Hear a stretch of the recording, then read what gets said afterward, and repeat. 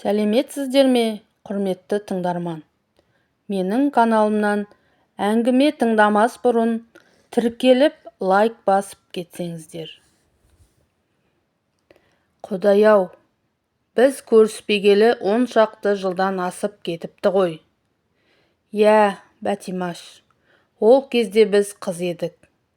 5 биенің сабасындай толық етжеңді келген қараторы әйел Бәтима өзінің бір кезде қыз болғанына шынымен таңырқай, сәл аңырап қалды да, диванда шалқайып жатқан күйінде сағынысып көріскен досы Зияны құшағына қыса түсті.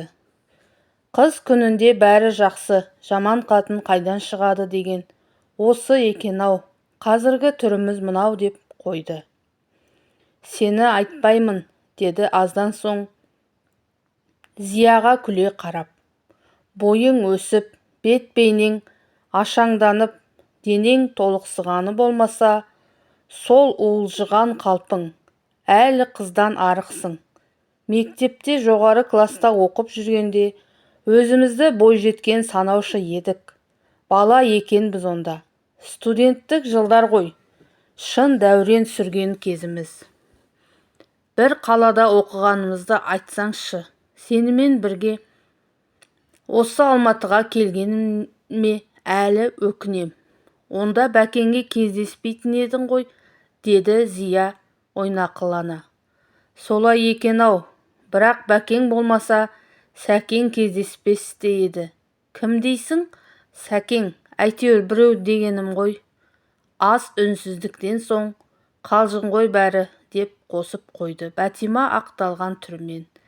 Мектепте 10 жыл бойы бірге оқып, құлын тайдай бірге ойнап, бірге өскен құрбылар енді 12 жыл өткен соң бірақ кездесіп, осы аз ғана уақыт ішінде соншама өзгергендеріне іштей таңқалысып, бірінен бірі көз айыра алмай ұзақ отырды.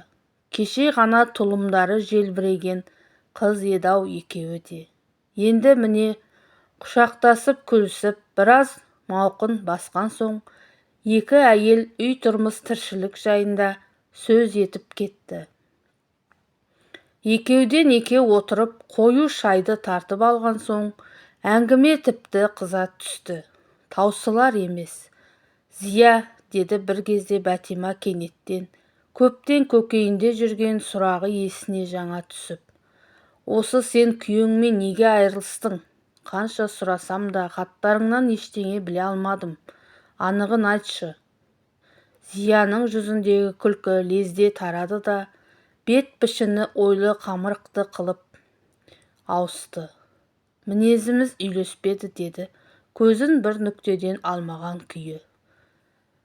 Келісе алмадық. Тағы соңында айттың, түсінбедім сені. Естуімше ол соншама атақты адам болса да, жібектей езілген биязы үлкенді аға, кішіні іні деп тұратын мейірбан жан көрінеді. Білетіндердің бәрі солай дейді. Ал сен тіпті бала кезіңнен өзіңе аса ұстамды едің. Тұрмыстарың да жаман болған жоқ. Сонда неменеге келісе алмадыңдар? Келіспедік, деді Зия Бәтима айтқан сөзді естімегендей қимылсыз күйінде. Той қарсаңындағы хаттарын мен де әлі сақтаулы. Не деп жазып едің сонда? Өмірлік серігім болатын адамға кездестім. Бақытымды таптым деп. Бәтима, деді Зия жалынғандай дауыспен, мені тағы азаптағың келіп отырма. Сенен неше рет сұрадым, осыны сөз қылмай-ақ қояйық деп. Сағынып кездескен құрбысынан мұндай ренішті сөз күтпеген Бәтима тосылып қалды. Өзгергеніміз ғой, деді ізден соң, жәбірленген кейіппен, сыр жасырушыма едік бұрын. Бірақ менің анық білетінім, сен оны әлі ұмытқан жоқсың, ұмыта алмайсың. Кімді? Зия селт етіп Бәтиманың аузына қарады. Кімді болушы еді? Арыстанды-дағы сол кісінің жамандаған бір адам көрген жоқ.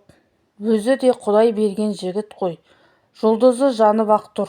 Бұл бастағаны ғана. Әлі де жасы 30-дың ішіне жаңа енді. Доктор, профессор, не керек Зия? Бақытыңды басқа тептің. Бақытымды Зия ауыр күрсініп алды. Бақытымды басқа тептім ғой, шынында да. Құдай маңдайыңа жазған қосағың емес пе еді арыстан? Ту, Бәтимашай, тағы да арыстаныңды әкелдің бе? Зия денесін суық қарығандай құшақтасқан қолын жазып Бәтимаға алшаңқырап отырды. Сенің маңдайыңа жазылған арыстан еді дедің бе? Айтайын енді, ал тыңда, кім екен? Мен өмірімде ондай адамды көрген емеспін. Ол ешкімге де ұқсамайтын. Толқынды қалың қара шашын шалқасынан қайырып қоятын, желкесіне дейін жететін, арты көтеріліп күдірейіңкіреп тұратын, онысы өзіне ерекше өң беретін. Ол сұлу емес еді, бірақ сымбаттын.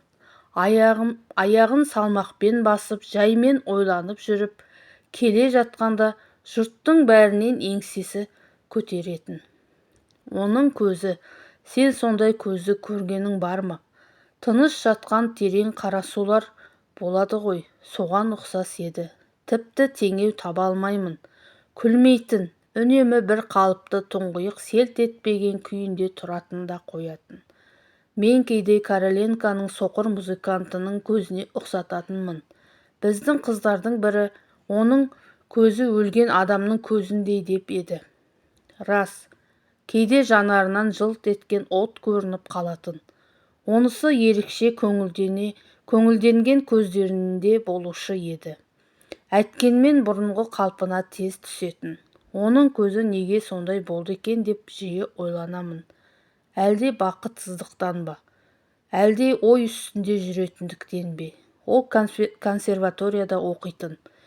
Институтымыздағы көркемөнерпаздар үйірмесінің басқарушысы төсек тартып жатып қалыпты да уақытша соның орнына келіпті. Аты Төлеген екен.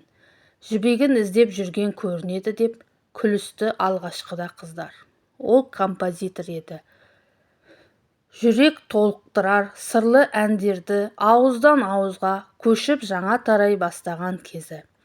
Атағы шықпаған, бірақ әнін естігеннен өзін білетін адамдар тегіс оның болашағын үлкен үміт күтетін. Жүріс-тұрмысымен, сөйлеген сөзімен Төлеген қыздардың бәрінде баурап алды. Алғашқы күні ілмес сөз қақпа қалжыңдар жайында қалды. Орынсыз бірдеңе айтып қоймайық деп ойлана имене сөйлейміз. Қыздардың әрқайсысы-ақ жібек болғысы келеді. Маған да ұнады Төлеген. Бірақ менде әйелдің әлгі өмірі білмейтін, әлі ләззаттың дәмін татпаған парықсыз әйелдің тәкаппарлығы бар еді. Кезекті репетициядан тараған соң қыздардың бәрі у-шу болып ананы-мынаны айтысып жатқанда мен сөздеріне көп араласпай, әр нені қиялдап, өзіммен өзім отырамын. Төлегеннің көзі маған алғашқы күні-ақ түсті. Мен аңғарсам да елемеген қалып таныттым.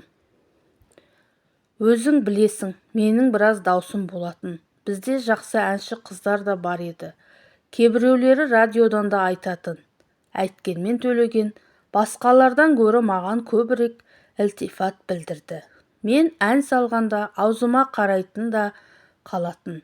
Аздан соң біздің қыздардың бәрі де байқады. Сондықтан мен Төлеген масаттанбасын деп оның әндерін онша ұнатпайтын сияқтандым. Ал басқа қыздар үйде аузынан тастамай, өз жазғаныңды өзің қайта-қайта тыңдағаннан асқан азап жоқ деп Төлеген өз әндерін айтқызбайтын. Бірақ кейде ыңылдап қыңсылап кеткенімді аңғармай да қалушы едім. Бір күні Төлеген жаңадан шығарған әнін үйретті. Ән бәрімізге де ұнады. Ал мен оның сөзі мен сазын елтіліп мас болғандай едім. Жігіт ғашығын өзінің жүрек сырын ашатын қызғаныш деген сезімін дәмін алғаш сол жерде таттым. Сірә Төлеген бұл әнді сүйген қызына арнаған болар деп ойладым. Төлеген, осы әнді сіз орындайсыз ба? Дегенде қуанғаннан не істерімді білмедім. Өзімнің сертімді ұмыттым ба, білмеймін. Сол кезде мен шын бақытты екем Бәтимаш. Бірақ адам бақыттың қонғанын білмейді, ұшқанын ғана біледі дейді ғой. Бақ қонғанын мен де білмеппін. Келесі репетицияда Төлегеннің әнін жеке өзім айттым. Сөзі мен әуенін беріліп кеттім білем. Ән салып тұрғанда ештемені көргенім жоқ. Тек соңында қайырғанда Төлегенге көзім түсті. Маған қадала қарап қалыпты. Бетіне адам көз тоқтата алмастай еді. Сол күні киноға шақырды. Қайтар жолда ұзағырақ жүріп қалыппыз. Түнде тамаша еді. Жапалақтап қар жауып тұрды. Жер де әппақ, көк те әппақ.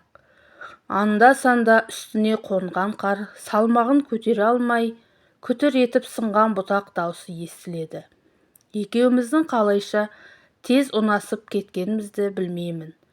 Қол ұстасқан қалпымыз ақша қарды жалдап, мүлгіп жатқан көшелерді бойлай кеп жүрдік.